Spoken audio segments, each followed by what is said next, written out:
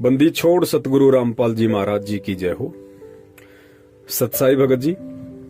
आप जी ने बताया कि आपकी उम्र 20 से 25 वर्ष के बीच है।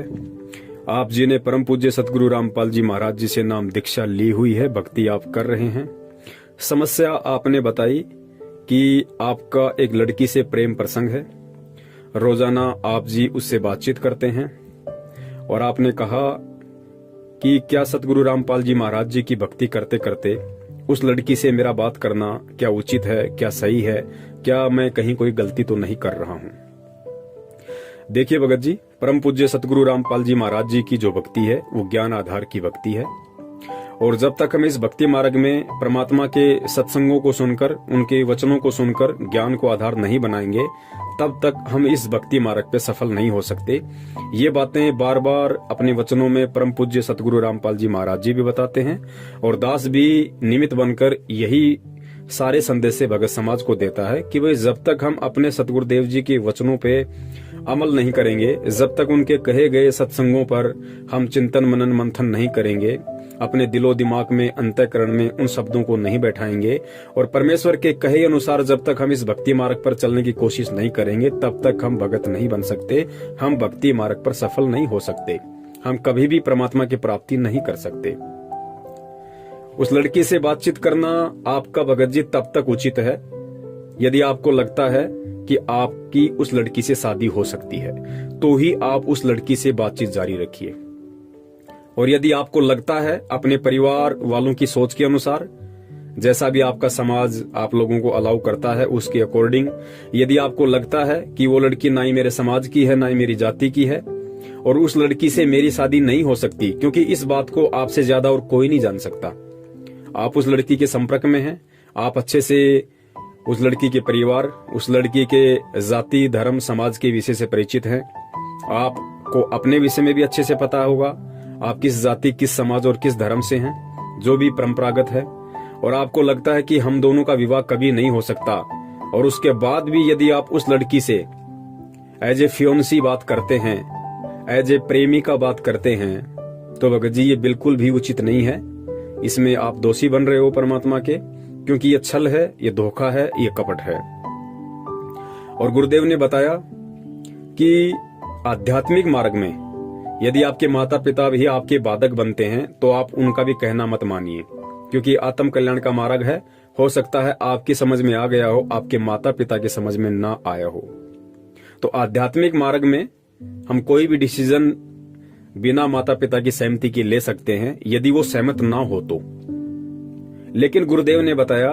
कि जो सामाजिक जो भी कार्य हैं उनमें आप जी अपने माता पिता की अनुमति अवश्य लें, उनकी रजामंदी अवश्य होनी चाहिए, आपको उनसे सलाह अवश्य लेनी चाहिए। तो आप एक बार कोशिश कर सकते हैं अपने माता पिता से ये बात कहकर, और यदि आपके माता पिता इसके लिए राजी होते हैं तो आप उनसे कहिएगा कि आप लड़की वालों के यहाँ जाइए, आप उनसे भी बातचीत कीजिए। आपके माता पिता वहां जाते हैं और यदि वो भी राजी हो जाते हैं तो फिर आप लोगों का सामान्य तरीके से बातचीत करने में कोई दोष नहीं है। और यदि लड़की वाले राजी ना हो या आपके परिवार वाले राजी ना हो, तो जाहिर सी बात है माता पिता के आदेश की अवज्ञा करके आप यदि शादी भी कर लोगे तो ना तो उसको परमात्मा स्वीकार करेगा और आपकी अंतरात्मा भी आपको हमेशा कोसती रहेगी।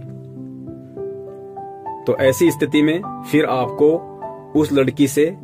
बातचीत करना बिल्कुल बंद कर देना चाहिए और आपको उस लड़की को समझा देना चाहिए कि देखिए आपकी और हमारी शादी नहीं हो सकती है, और जब शादी ही नहीं हो सकती है तो फिर आपका और मेरा इस तरीके से बातचीत करना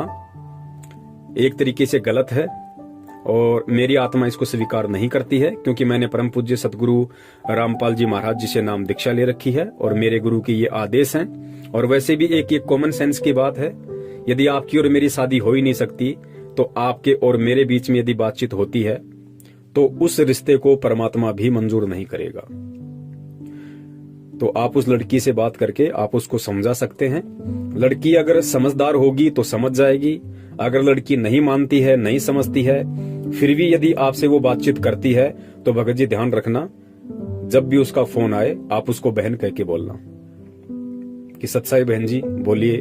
दास आपकी क्या हेल्प कर सकता है, दास के लिए क्या आदेश है। इस तरीके से जब भी उसका फोन आए, बात बात में आप बिल्कुल सामान्य तरीके से बात कीजिए। जैसे आप एक बहन से बात कर रहे हैं, बार बार उसको बहन शब्द से आप संबोधित कीजिए। 1 या 2 बार की बातचीत से या कुछ दिनों की बातचीत से लड़की खुद शर्मिंदा हो जाएगी और स्वयं वो आपसे बातचीत करना बंद कर देगी। तो भगत जी, इस भक्ति मार्ग में छल कपट बिल्कुल भी नहीं चलता है और ना ही ये परमात्मा को पसंद है। यदि आपको लगता है कि आपकी शादी नहीं हो सकती है और फिर भी यदि आप उस लड़की से बातें करते हैं एज ए